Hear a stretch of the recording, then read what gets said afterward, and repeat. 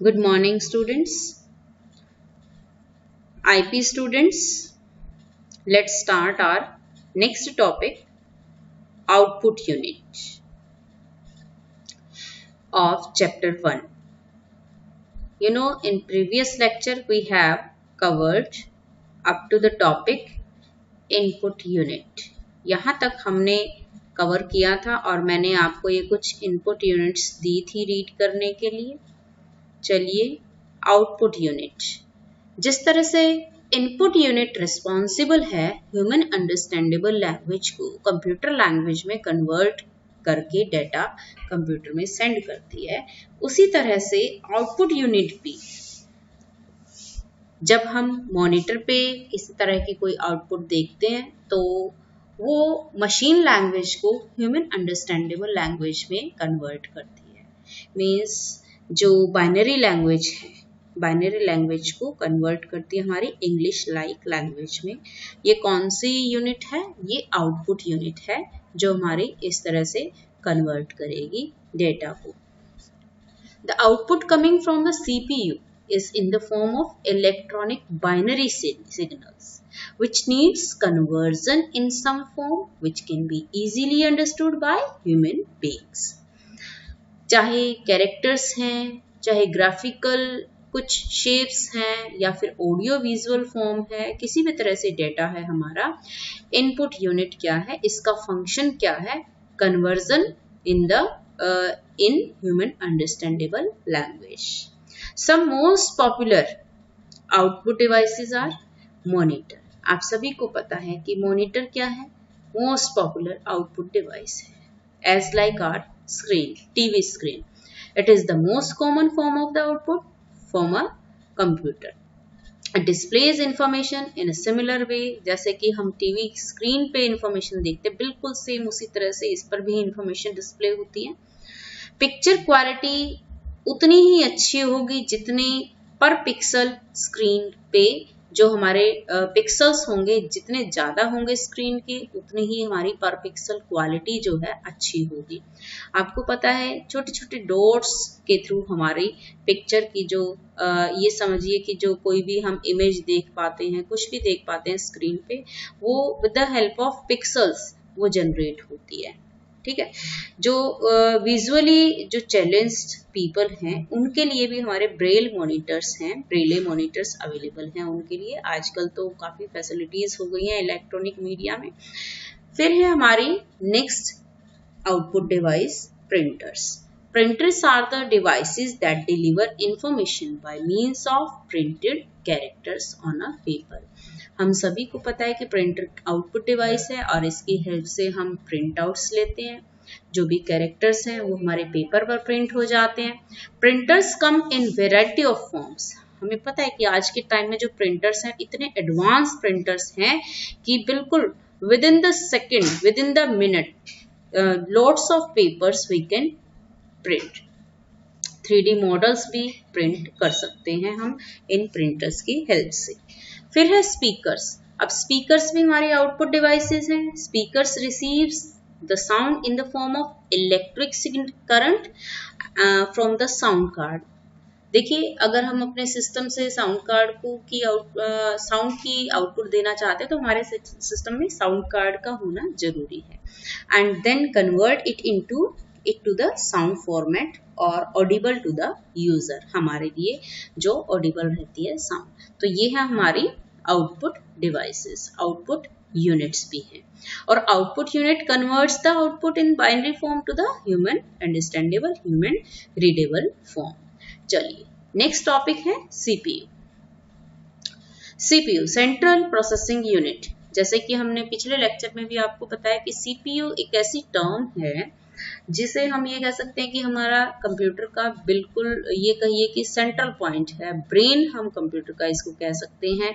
यही एक ऐसी यूनिट है जो एक्चुअल में गाइड करती है, डायरेक्ट करती है और कंट्रोल करती है एंड साथ में govern the performance of a computer. साथ में हमारे इस कंप्यूटर सिस्टम की परफॉर्मेंस को किस तरह से क्या क्या परफॉर्म किया जाना है, कब किया जाना है, ये सारा कुछ हमारा किसके थ्रू होना है? CPU के थ्रू होता है। द CPU हैज सम सब कंपोनेंट्स। आपको पहले भी मैंने बताया है कि CPU के अपने 3 कंपोनेंट्स होते हैं। CPU अपने आप में 3 पार्ट्स में डिवाइड अप होता है। बेसिकली तो ये 2 पार्ट्स में डिवाइड अप होता है, लेकिन जो रजिस्टर्स हैं, रजिस्टर्स भी इसी के साथ आ जाते हैं CPU के साथ। अब कुछ हमारे फास्ट प्रोसेसिंग के लिए रजिस्टर्स भी अवेलेबल रहते हैं, जिसकी हेल्प से हमारे किसी भी प्रोग्राम की एग्जीक्यूशन जो है वो फास्ट हो सकती है। अब देखिए CPU हमारा कॉम्बिनेशन होता है बेसिकली ALU और CU का, लेकिन अगर हम कहें रजिस्टर्स भी इसके साथ ही आजकल एम्बेडेड होते हैं तो ये कुछ गलत नहीं होगा। तो ALU और CU, ALU अपने आप में 2 यूनिट्स को लिए हुए है। ALU means AU plus LU, arithmetic unit and logical unit. अब चलिए वन बाय वन इनको डिस्कस करते हैं। वैसे तो हम इसको डिस्कस एक बार पहले कर चुके हैं कंप्यूटर ऑर्गेनाइजेशन में, प्रीवियस लेक्चर में। चलिए फिर से डिस्कस करते हैं कि अर्थमेटिक लॉजिक यूनिट है ये किस काम के लिए रिस्पॉन्सिबल है। जितने भी अर्थमेटिक ऑपरेशंस हैं या लॉजिकल ऑपरेशंस हैं वो सारे के सारे हमारे ALU परफॉर्म करता है। हमारे अर्थमेटिक कंप्यूटेशंस लाइक एडिशन है, डिवीजन है, सब्ट्रैक्शन है, ये सारा कुछ इस तरह का जो हमारा किसी तरह की कंप्यूटेशन होती है वो सारी हमारी किसके थ्रू होती है, AU यूनिट के थ्रू, अर्थमेटिक यूनिट के थ्रू।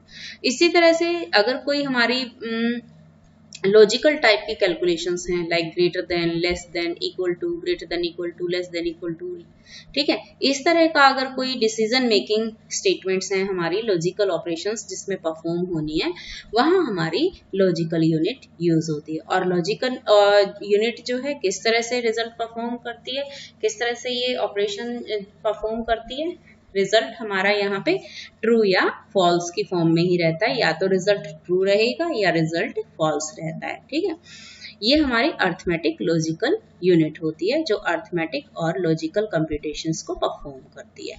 इसके बाद कंट्रोल यूनिट। अब देखिए कंट्रोल यूनिट, जिसका नाम ही कंट्रोल यूनिट है, इसका मतलब वो तो सारी सब कुछ कंट्रोल किए हुए है। क्या क्या कंट्रोल करती है, क्या क्या गाइड करती है, कंप्यूटर में जितनी भी टोटल हमारी एग्जीक्यूशन चल रही है, हमारे डेटा की कंप्यूटेशन हो रही है, कौन सा डेटा मेमोरी से ALU में जाना है, ALU से मेमोरी में वापस आना है, किस डेटा को वापस से आउटपुट पे सेंड करना है, कौन सा डेटा हमारा इनपुट्स आ रही है और उसको रैम में सेंड करना है, तो ये सारा कुछ डायरेक्ट करना, गाइड करना और इस पर अपना चेक बनाकर रखना पूरे कंप्लीट प्रोसेस पर, ये क्या है, ये कंट्रोल यूनिट इस तरह का वर्क करता है।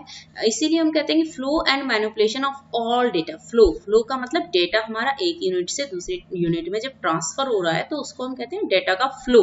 ठीक है, और manipulation of all data, manipulation का मतलब है कि कहीं ना कहीं डेटा हमारा ALU में जा रहा है, ALU से वापस मेमोरी में आ रहा है, फर्दर उस पर कोई कैलकुलेशन होना है, रिकैलकुलेट होना है डेटा, फर्दर उस पर रिकम्प्यूटेशन होनी है, तो फिर से उस डेटा को वापस ALU यूनिट में सेंड किया जाता है प्रोसेसिंग के लिए, वापस वो रैम में आता है और उसके बाद डिसीजन लेना कि उसको आउटपुट यूनिट पे सेंड करना है, कौन सी यूनिट पे सेंड करना है, तो ये सारा कंट्रोल यूनिट का ही वर्क है।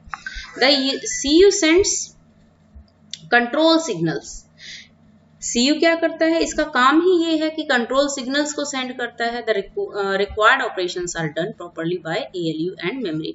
एक्चुअल में जो काम हमारा ALU में चल रहा है, मेमोरी में चल रहा है, उनको क्या करना है, उनको कंट्रोल सिग्नल सेंड करना है कि अब यहाँ से डेटा कहाँ शिफ्ट होना है, वहां से डेटा कहाँ शिफ्ट होना है। और ये देखिए छोटा सा हमें इसका फंक्शन दिया हुआ है, CU acts as a supervisor. Supervisor का काम क्या होता है, सुपरवाइजर का काम यही होता है चेक करना है कि कहाँ क्या काम चल रहा है ना, यही चेक करना सुपरवाइजर का काम होता है। बाय कंट्रोलिंग एंड गाइडिंग, मतलब कि उसके अंडर ही सारा काम हो रहा है और गाइड भी किया जाता है सुपरवाइजर के थ्रू डिफरेंट एम्प्लॉइज को। तो ये क्या है, CU यही काम करता है, कंट्रोल भी करता है, गाइड भी करता है किसको, ऑपरेशंस को। ठीक है, टेकिंग प्लेस मीन्स जो अभी ऑपरेशंस जो है करंटली परफॉर्म की जा रही हैं उन सभी को गाइड करता है, कंट्रोल करता है CU कंट्रोल्स इंस्ट्रक्शंस एग्जीक्यूशन। जो भी instructions one by one execute होनी है उनको भी CU ने ही कंट्रोल करना है, कौन से इंस्ट्रक्शंस आनी है। अगर कोई प्रोग्राम एग्जीक्यूट होना है तो प्रोग्राम में इंस्ट्रक्शंस किस तरह से एग्जीक्यूट होंगी, प्रोग्राम को सबसे पहले रैम में लोड करना, फिर उन इंस्ट्रक्शंस को वन बाय वन करके एग्जीक्यूट करना, ये सारा काम किसका है, CU का ही है। और guides data flow. Data flow means वही सेम कि कौन सा डेटा हमारा इनपुट्स से आ रहा है उसको कहाँ सेंड करना है, मेमोरी से डाटा कहाँ सेंड करना है, या फिर ALU यूनिट से डाटा को कहाँ सेंड करना है। तो डाटा का एक यूनिट से दूसरी यूनिट में ट्रांसफर होना, इसी को कहते हैं कि डाटा का फ्लो। और ये कंट्रोल यूनिट क्या करता है, इट कंट्रोल्स और it guides the data flow. इसी तरह से देखिए another important function of CU is the program execution. अभी हमने डिस्कस किया कि मेमोरी में जो इंस्ट्रक्शंस हैं उनको उठाता है वहां से एंड क्या करता है, उनको वन बाय वन करके एग्जीक्यूट करता रहता है। The control unit even controls the flow of data from input devices to memory and from memory to output device. Actually this is the function of control unit. अब देखिए आजकल हमारे पास ये example आपको कितने अच्छे से समझा है कि आजकल हमारे पास कुछ मॉडर्न हमारी कुछ इस तरह की मशीन्स हैं, लाइक दिस वॉशिंग मशीन है, माइक्रोवेव है, माइक्रोवेव ओवन है हमारा।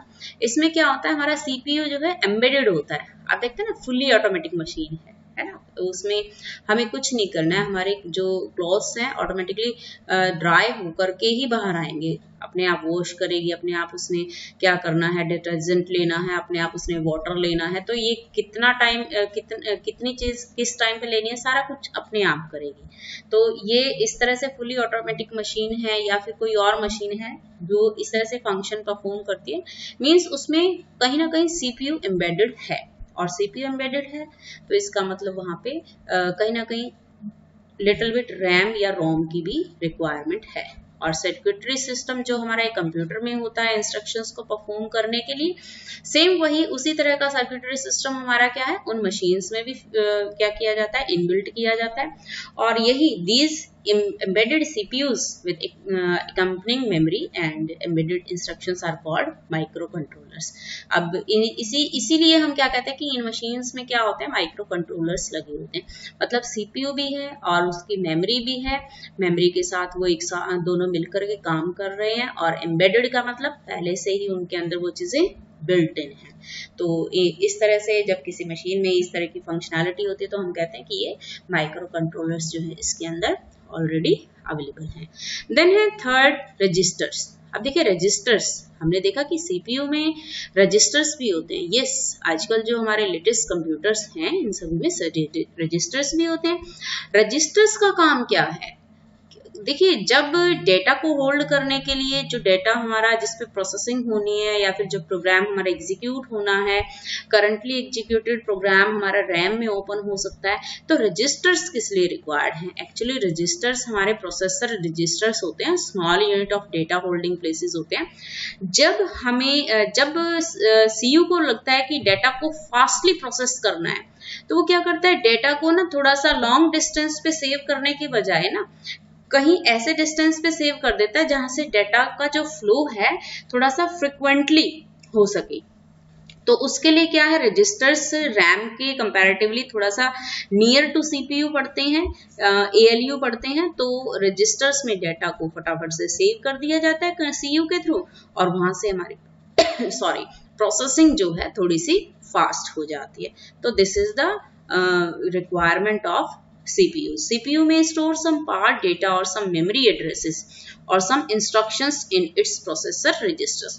देखिए CPU में समटाइम क्या होता है कि CPU रजिस्टर में मेमोरी एड्रेस को स्टोर कर लेता है, या फिर CPU क्या करता है, समटाइम उसमें इंस्ट्रक्शंस को स्टोर कर लेता है। तो अकॉर्डिंग टू रिक्वायरमेंट CPU क्या करता है, अगर उसे लगता है कि फास्ट कंप्यूटेशन करनी है, फास्ट प्रोसेसिंग करनी है, तो वो देखेगा कि मुझे यहाँ रजिस्टर में मेमोरी के एड्रेस को सेव करना है या फिर इंस्ट्रक्शंस को सेव करना है। तो जैसे रिक्वायरमेंट है उसी तरह से CPU जो है उस टाइम डिसीजन लेता है और इस टाइम पे फंक्शनिंग को परफॉर्म करता है।